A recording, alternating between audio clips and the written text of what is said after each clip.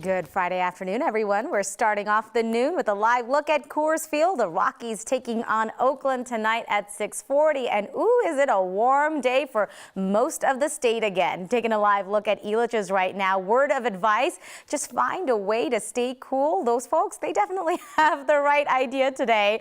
Thanks so much for joining us. Anusha here along with Kathy, which is a nice treat on a Friday afternoon.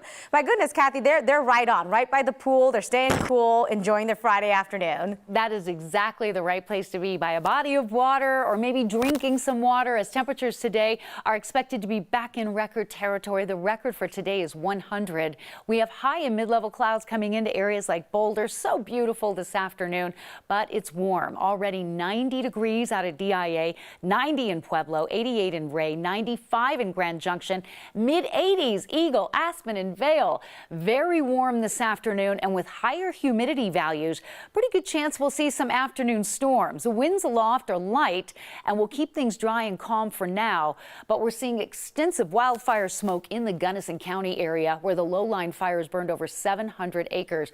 We do have an air quality and health advisory out for wildfire smoke, especially north of Gunnison this evening.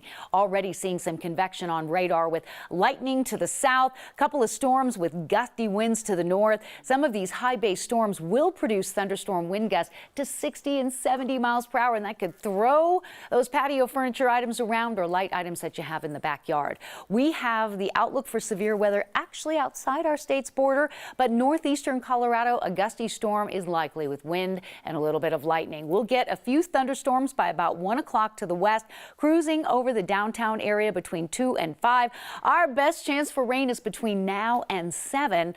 Otherwise, it's just a hot day, a hot, dry day with temperatures in the low to mid-90s, a few afternoon clouds. And coming up, Anusha, we're going to give you another check of the radar. We're tracking these afternoon storms. We'll talk about severe weather potential, detail the weekend forecast, and we do have cooler weather coming next week and a better chance for rain. Oh, cool weather. I will take it. All right. I thought you'd like that. Thanks so much, Kathy.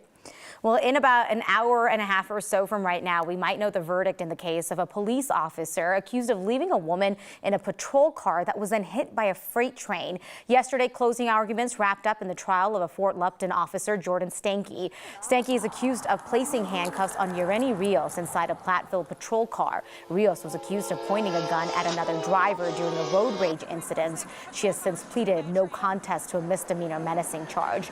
Rios did survive that crash, but she is still struggling with her injuries. Stanky's attorney says that she was oblivious to the tracks because she was focused on the chance that Rios had a gun.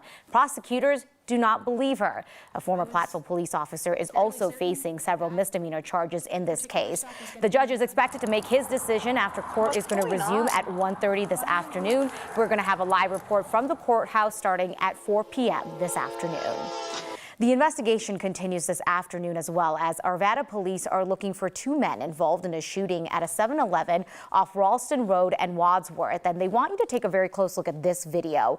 Police released it, saying the men were shoplifting. After they left, though, they were confronted outside by several people experiencing homelessness. This happened at around 1. The men got in a white sedan and then shot at the people outside of the store. 3 women were hit. Thankfully, though, they all have non-life-threatening injuries. Investigators are asking if you recognize these men to please give police a call. Last night, a cyclist was killed in a crash involving an A-line train. This was just before 10 at Havana and Smith. The cyclist died at the scene. Denver police closed southbound Smith Road during that investigation. We are still waiting on the court's decision regarding the bond for one of the teens accused of throwing a rock at a young woman's car, killing her. The teen's attorney is arguing the $2 million bond is too high. An attorney is arguing the court assumed guilt along with the nature of the offense and the outrage of the community when setting that bond.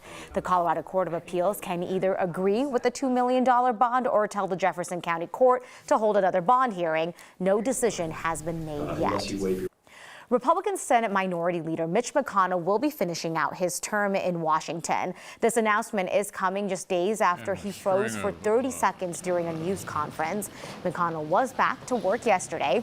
At 81 years old, he has been facing some scrutiny over his health this year, starting in March when he suffered a concussion and broken ribs after falling at a Washington hotel. He has led the Senate GOP for the past 16 years and is the longest-serving Senate party leader ever. Today, President Biden will be signing an executive order that moves the prosecution of military sexual assault cases outside of the chain of command. The order comes 2 years after an independent review recommended that change. A senior administration official says this is a turning point for survivors of gender-based violence in the military. It is also marking the most significant change to date of the military justice system since the Uniform Code of Military was established in 1950. The order will also apply to cases of domestic violence, child abuse, and murder, among other serious crimes.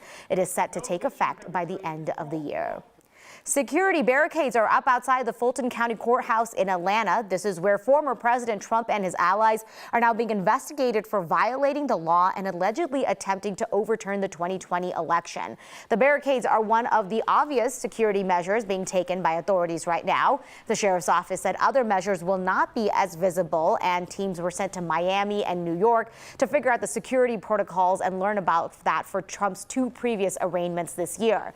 We are expecting charging decisions next month. The DA is investigating making false statements, conspiracy, and racketeering, among other allegations.